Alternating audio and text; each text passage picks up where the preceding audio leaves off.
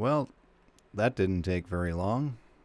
Greetings all, it is Max, and we are back, and I'm going to do a little update, check-in sludge report right before I was about to head to bed, and one of the little red links here is update. Israeli police wiretap politicians, businessmen, and journalists, and I go, that sounds like something I talked about a couple of days ago. Let's see what it is. And I click on it, and sure enough, police use Israel's NSO to target politicians, businesses, and report.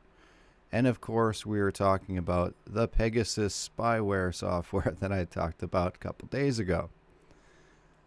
And after doing that whole video, it was kind of a longer one, I neglected to bring up how, what the big deal is with this, because a lot of people think, well, why would I be? Of course, they're going to target CEOs and politicians and all these people. Why would they want to come after me? And I made the allusion to, if you have things on your computer that are valuable, right?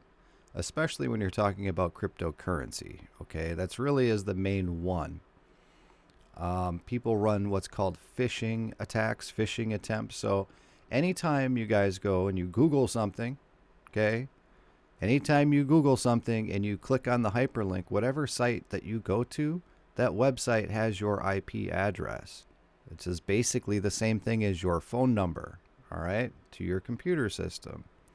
So if you, for instance, go to a lot of websites that are about cryptocurrency, perhaps the person who runs the website isn't exactly on the up and up and knows that the people that come to his site more than likely have cryptocurrency or engaged in finance like that. It could be any number of things. I'm just using crypto as an example. That's an obvious one, right? Where maybe the website is completely on the up and up, right? Tells you exactly what you need on the site. There's no problem with the site. Well, they still have a data log of your IP address, all right? If you're not running through something like a VPN. And now there's a software out here that's, it's been around for a while, but typically is going to be one of those things that the governments would be using. But when now you have private companies, and apparently the police force in Israel can use this software to hack things. And when you're down to that level where the software is just available kind of across the board, I can find it on the internet. You can go to the dark web. You can rent the software for $750 a week.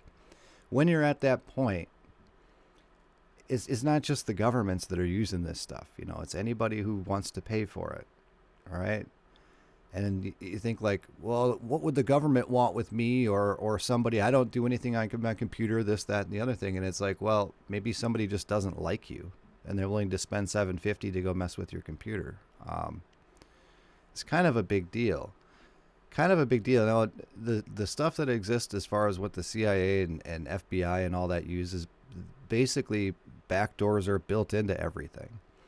But in order to actually use this software, you go through procedures and you have warrants and you have all these things where there is a documented, this is what we're doing, this is the computer we're going after, this is the person, this is what we're looking for. It's kind of like a search warrant kind of a deal.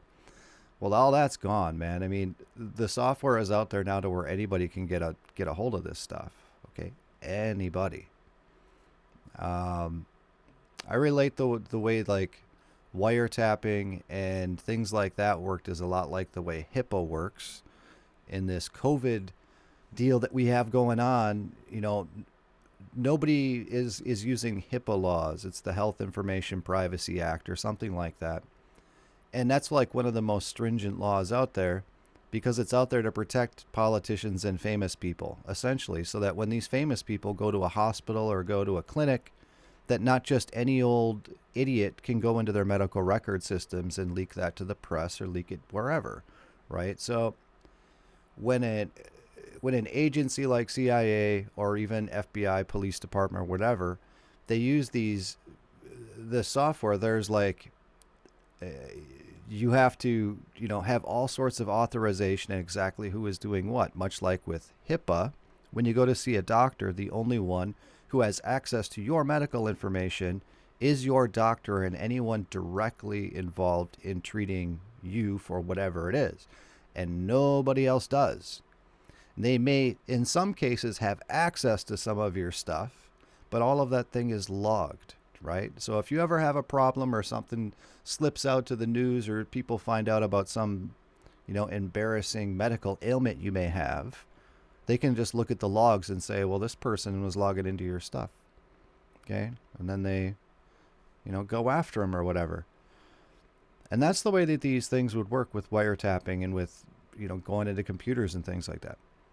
Well, now if just your basic old police department over there in Israel's got the stuff is out on the internet where you can rent it from these different nefarious organizations and all this stuff, you really got to lock your stuff down and be careful.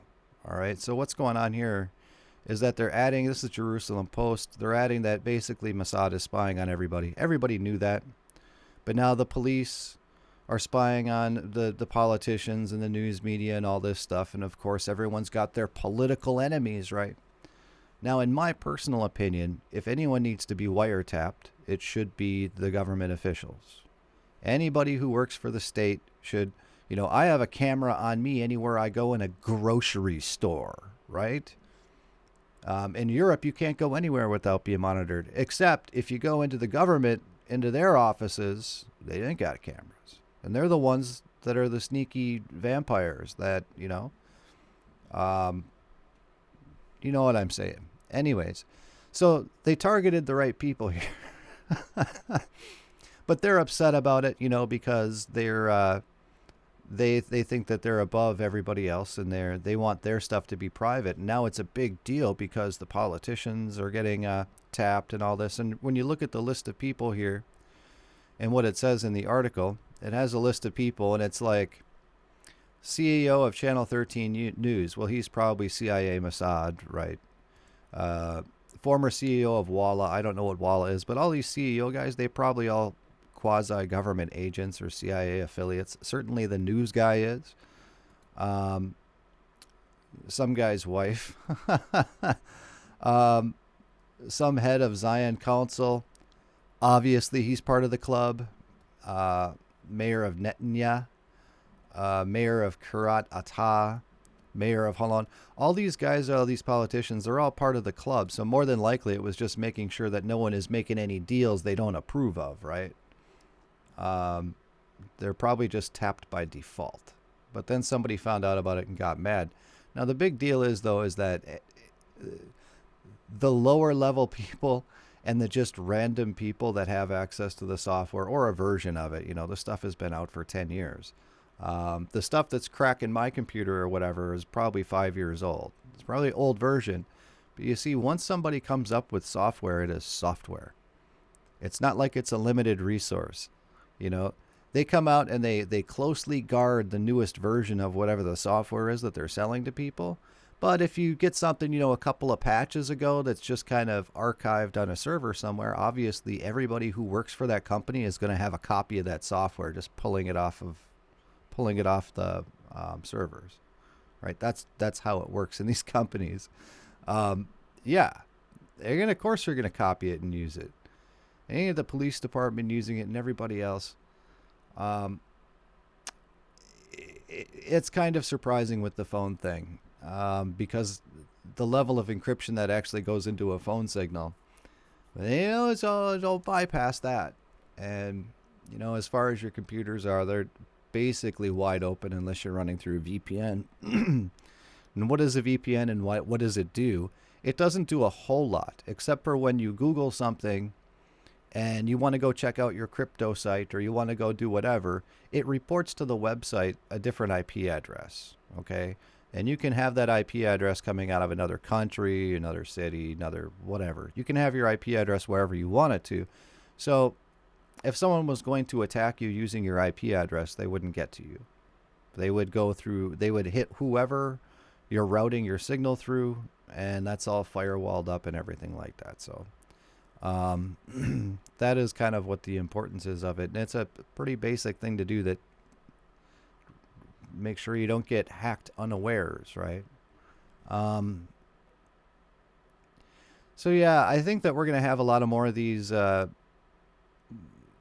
that it's kind of known that this software exists out there, we're probably going to have a lot of articles coming out from different countries and different places, and we'll see what happens. But this article came out this morning, and it wasn't but a couple of days since I did my last video talking about this stuff.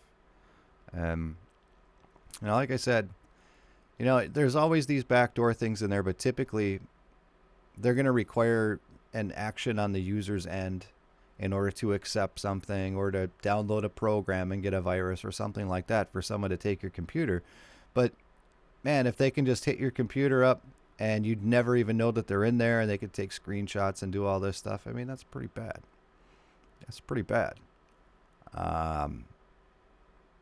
Yeah. But of course, why wouldn't they, right? New World Order, why wouldn't they? They want to know where all your money goes, anything over $600. They've already been spying on your phone forever. And yeah, I mean, it's quite a bit different when someone's just spying on you to sell something to you. But, actively, people in these countries who literally make $50 to $100 a month, which would be considered a good wage in a lot of these countries, they have nothing better to do, and they have a hold of software like this than sit and watch somebody's computer for weeks on a time just to hope. Because even if they only get $5, hey, it's still worth it. And yeah,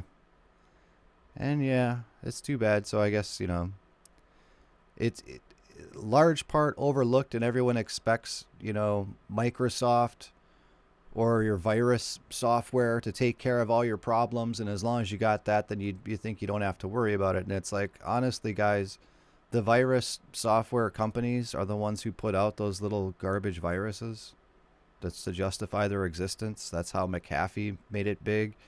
Microsoft guy Bill Gates, the first thing he developed was a virus.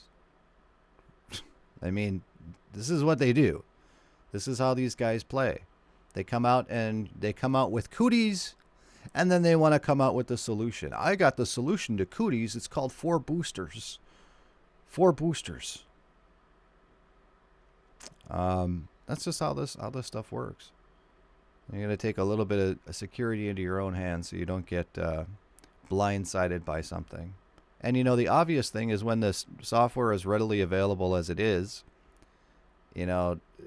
just people who don't like you or whatever spying on you, the white, and like especially phone numbers, the white pages exists. You can go to Verizon and get somebody's phone number, you know what I'm saying? It's not like your phone number is secret. Your IP address more or less is, except to the web pages that you go to and your ISP. Of course, they're going to know what your IP address is. So yeah, just thought I would do a little update quick here late at night here before we're going to bed. Everyone take care and be safe, and we'll see you next time.